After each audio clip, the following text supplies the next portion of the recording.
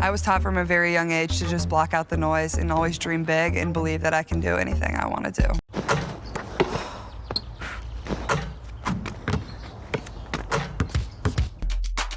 My name's Caitlin Clark, and I'm a point guard. Hey, Caitlin! Can you make it from there? What's amazing about women's basketball is that we bring it all to the court. We bring that emotion, we bring that fire. That's how I've always played the game, and I think that's what makes it so fun.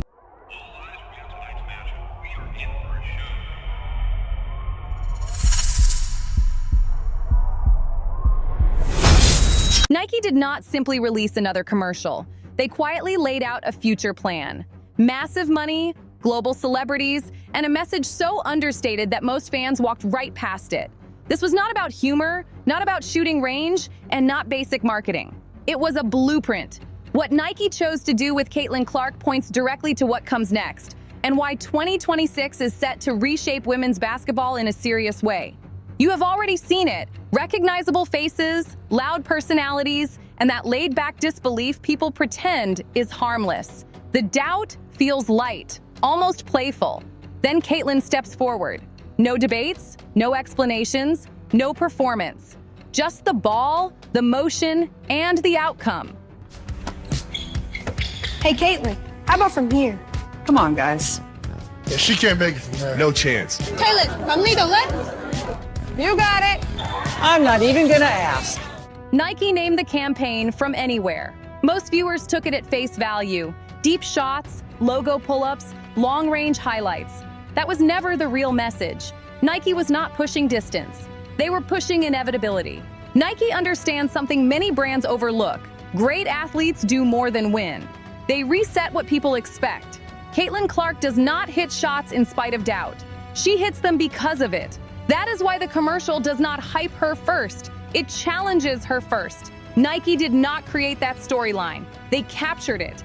They captured it because Caitlin has heard that tone her whole life. Long before NIL money, packed arenas, and record-breaking numbers, there was a driveway in Iowa, cold winters, rough concrete, a slanted surface that made every shot tougher than it had to be. Most kids would have adjusted and moved on. Caitlin did something else.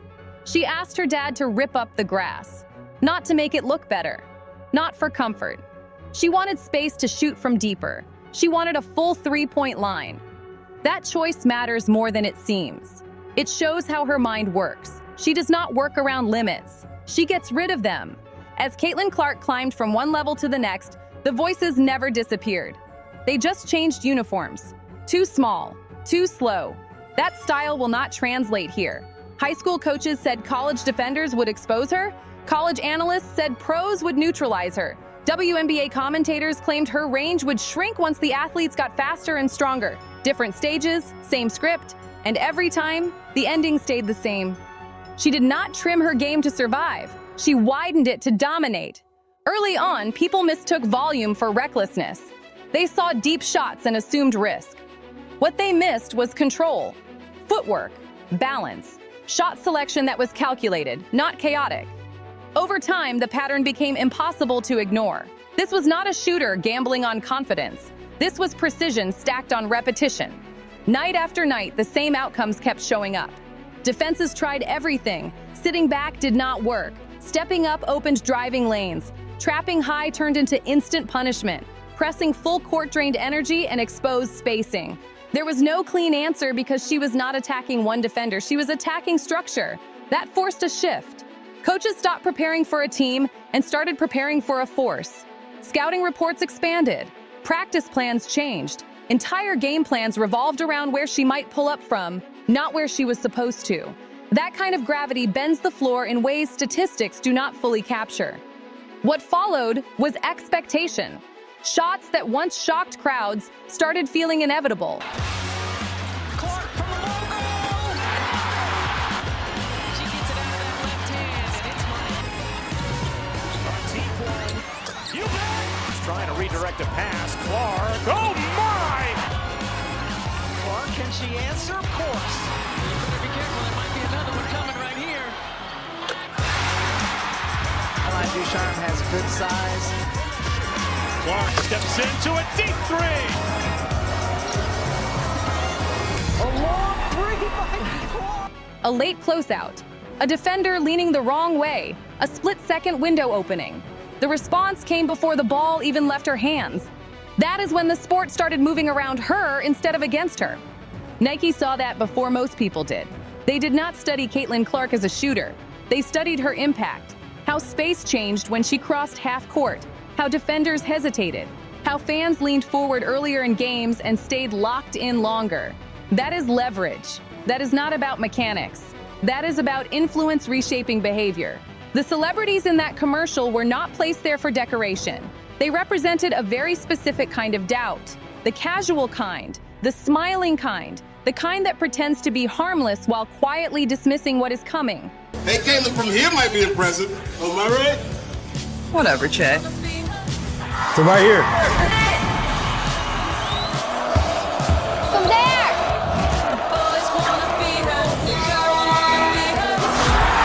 From anywhere. All right, well, looks like she can do it. Caitlin has faced that tone her entire career. Not anger, not hostility, disbelief wrapped in confidence. Nike understood viewers would recognize it instantly because almost everyone has underestimated her at some point, and almost everyone has watched her turn that doubt into routine outcomes.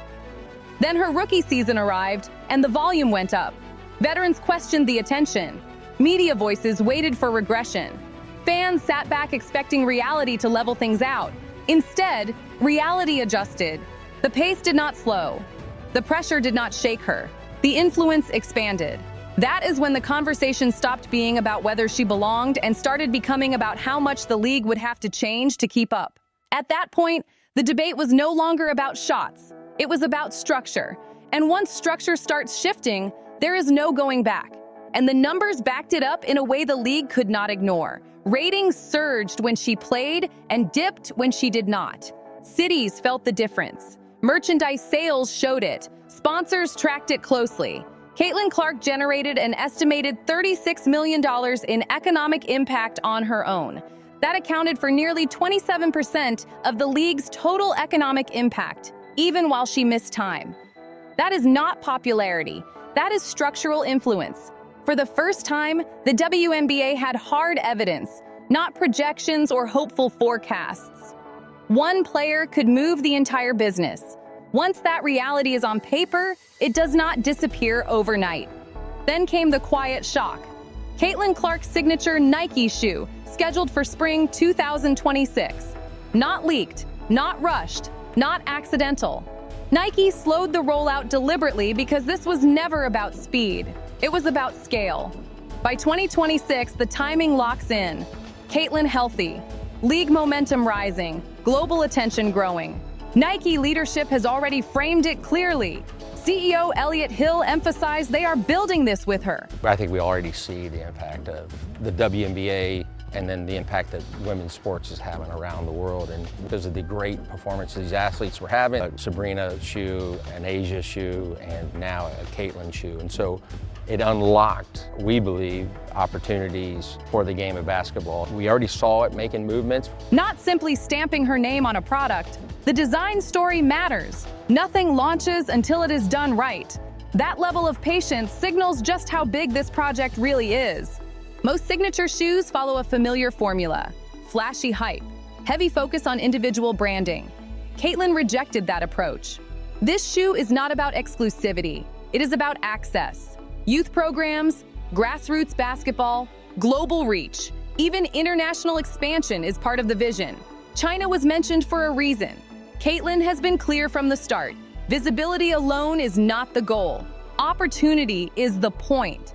This shoe is not designed to sit untouched on shelves or live behind glass. It is meant to hit hardwood. It is meant to land in gyms that have never had this level of belief pushed into them before. That mindset shifts everything.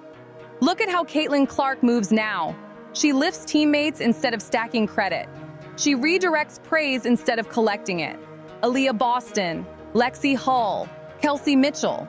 She does not crowd the spotlight. She stretches it. That is by design. Around the league, people who study sports business are already circling the numbers. Some believe this signature shoe could reach 9-figure revenue and grow into a top 5 signature franchise across all of basketball, not just the women's side. Caitlin rarely speaks about profit. She talks about reach. To her, more revenue means more doors opened, more kids reached, more programs funded, more chances created where none existed before. That is the difference. What Nike understood is that from anywhere was never really about distance. It was about origin. It was a message to kids who think their starting point decides their ceiling. Where you begin does not get the final say. That driveway in Iowa was not special because of geography. It was special because of belief. Cold mornings, uneven ground, no shortcuts.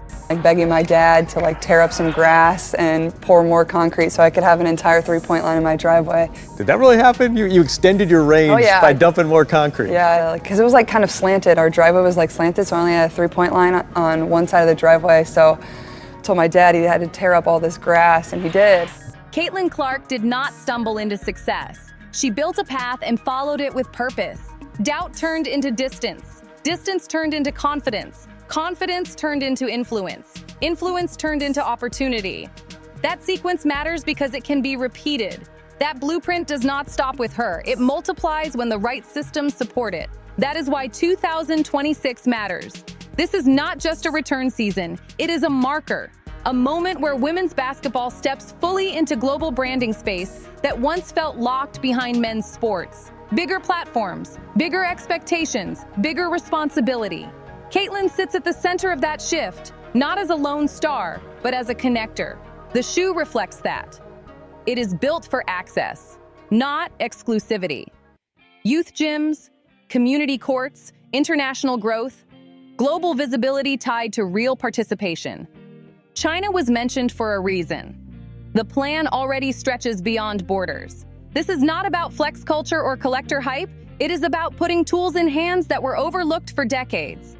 Watch how she handles attention now. She deflects it. She distributes it. She treats influence like a resource that grows when shared.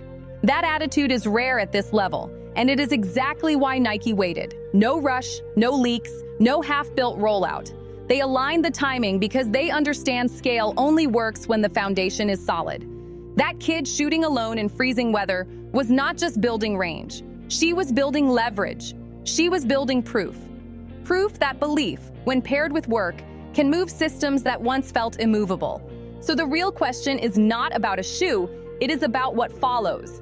Does Caitlin Clark's signature Nike release shift how the WNBA is valued, marketed, and invested in? Does it open doors for the next generation that never had access before? And are people ready for what women's basketball looks like when global brands finally treat it like the force it has already become? This is where the story closes, but not where the impact stops. What started as a single player being doubted at every level has turned into a shift no one can walk back. Caitlin Clark did not just prove people wrong. She forced an entire sport to recalibrate how it values influence, reach, and belief. Every step followed a pattern. Doubt showed up first. It always does. Then came the work, the repetition, and the patience most people never see. The results followed not in flashes, but in consistency. That is why this moment feels different. It is not hype-chasing performance. Performance already happened. The world is just catching up. The Nike shoe is not the finish line. It is a signal, a marker that women's basketball has crossed into a new phase where stars are not treated as experiments or exceptions. They are treated as foundations. Real investment, real scale, real global intention. That shift did not happen overnight, and it did not happen by accident. It happened because one player kept expanding the game instead of shrinking herself to fit it. Look at what changed along the way. Ratings followed her, cities adjusted, defenses warped, business models evolved, conversations got louder, and when the noise peaked, the results stayed steady. That is what separates moments from movements.